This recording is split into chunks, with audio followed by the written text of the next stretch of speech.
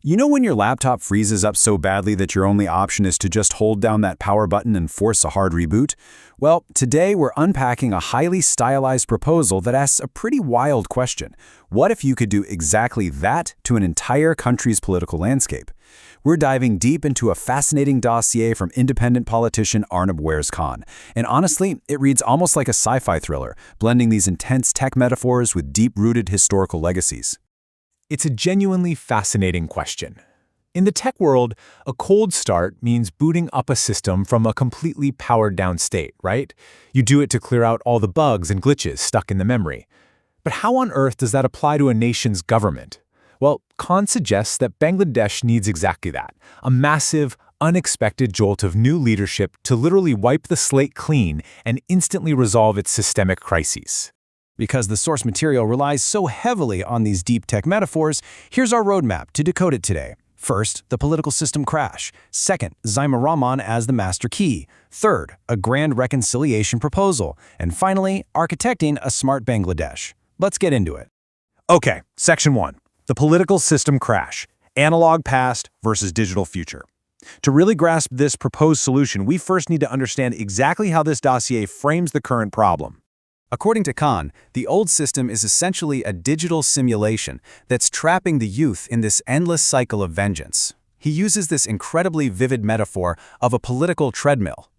Think about it. The country is running fast, sweating, working super hard, but ultimately staying in the exact same spot. And why? Because, as the proposal argues, it's paralyzed by an outdated, corrupted analog operating system. Framing himself directly as the system update, Khan argues that overcoming this paralysis requires someone willing to act as a literal political hacker. The idea here is that you simply cannot fix a broken machine by playing by its own broken rules. Instead, you need someone who steps entirely outside traditional party lines to disrupt and force an upgrade on this backdated infrastructure. He insists the youth are just completely tired of the analog past. A past defined heavily by vengeance, historical stagnation, and just recycled politics. What they're demanding instead is a digital future, built on 21st century intellect, absolute transparency, and visionary leadership. It's a desperate call to upgrade from all that historical baggage to a high-definition future. Moving to Section 2, Zima Rahman, the master key, a fusion of legacy and modernity. This brings us to the core of the proposed solution, which centers almost entirely around a prominent figure from Bangladesh's political dynasties. The proposal actually identifies Zima Rahman as this much-needed cold start. From a leadership perspective, she is presented as this sudden, powerful influx of new energy, designed to instantly flush out the nation's deeply embedded system errors. The dossier suggests that the moment she steps onto the field, the old crises will simply vanish. Why? Because the old political establishment just won't know how to process her totally new leadership style. The dossier captures her political potential perfectly with this specific concept. The blood of Shahid Zia is in her veins, and the intellect of the modern world is in her brain. The sources emphasize this dual advantage over and over again. She carries the deep-rooted legacy and respect of her grandfather, the late President Ziaur Rahman, but perfectly combines that with the sharp, modern intellect of a Western-educated leader. Building on that, the rhetoric really intensifies, elevating her status to the ultimate catalyst for unlocking the country's potential. She isn't just described as a politician, she's labeled the master key to a smart Bangladesh. Khan argues that her specific combination of youth, education, and lineage is the exact, and perhaps only, tool capable of unlocking the closed doors of the future. Her profile in this proposal paints her as the complete demographic opposite of the old guard. The documents literally refer to her as the future queen of the youth. And it makes sense within this framework, because as a leader, she natively understands the language of technology and represents a truly 21st century political approach. That makes older, analog political tactics instantly obsolete the moment she takes charge. All right, Section 3, a grand reconciliation proposal, bridging the generational divide. The most provocative aspect of this dossier isn't just about bringing in new leadership. It's about an unprecedented political union that goes against decades of established reality. To override the historical feud between the Zia and Sheikh families, Khan's roadmap outlines a highly specific sequence of events. First, Zima returns to Bangladesh from London. Second, He personally brokers a historic face-to-face meeting between her and former Prime Minister Sheikh Hasina. And third, this singular act of mutual respect effectively ends decades of political vendetta in one fell swoop.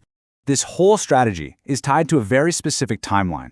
It calls for Sheikh Hasina's early return to the country by September 2026, leading right up to a highly symbolic date, September 28th. The dossier frames this specific date, which actually marks the birthdays of Sheikh Hasina, Comrade Manjurul Ahsan Khan, and legendary singer Lata Mangeshkar, as a unique historical convergence meant for true national unity. It is a highly cinematic and incredibly emotional proposal. I mean, the dossier literally describes a vision where Zaima Rahman finds the familiar, grandmotherly affection of Khaleda Zia in the physical touch of Sheikh Hasina. It's this dramatic, almost movie-like climax designed to instantly neutralize the toxic divisions of the past. The sheer boldness of claiming a single moment could erase decades of blood vendetta is honestly quite astonishing. Which brings us to Section 4, architecting a smart Bangladesh, the ultimate vision. Because if this grand, cinematic reconciliation were to actually happen, what would the resulting political architecture look like? The crucial point of this proposed operating system update is a dual leadership model.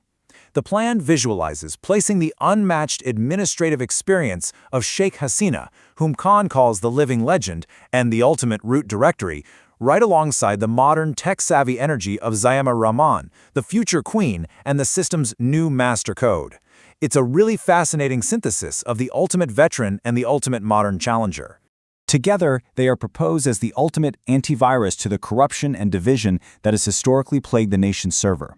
Khan argues that this unique synergy combines the foundational, original spirit of the 1971 independence with the high-tech transparency required today in the 21st century. The goal? Creating a system where corruption simply cannot survive. But beyond just the personalities of these two women, this new architecture demands core ideological shifts to truly establish a healthy state. The dossier calls for replacing vengeance with the strict rule of law, restoring traditional Asian values of respecting elders while cherishing the youth, and forming a lifelong friendship treaty with India based strictly on equal dignity. The big takeaway here is that new leadership must be paired with an entirely new cultural operating system for any of this to actually work. So, it leaves us to ponder, can a synthesis of historical legacy and modern intellect truly override decades of division?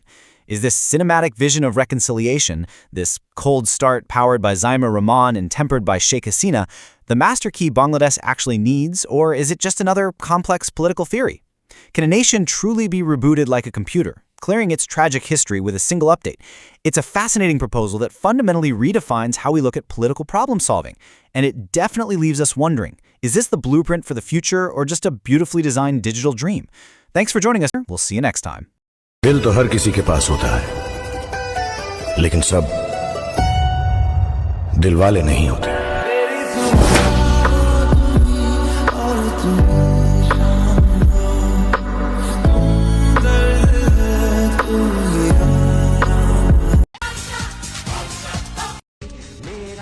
मेरे जन्मदिन पे आप सबके लिए तोहफा, एक happy birthday गाँव को।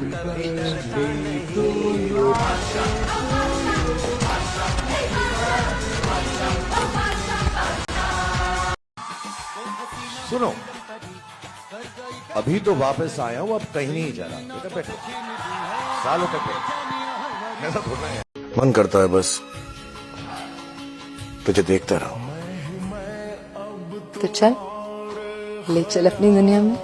इंशाल्लाह जब मैं अपनी दुनिया बनाऊंगा तो बांग्लादेश सबसे पहले तुझे दिखाने जय बांग्ला, और वहां पर मर्जी भी तेरी चलेगी, बस प्यार मेरा चलेगा। मैं तुम्हारे हर एक ख्वाब में हूँ बसा।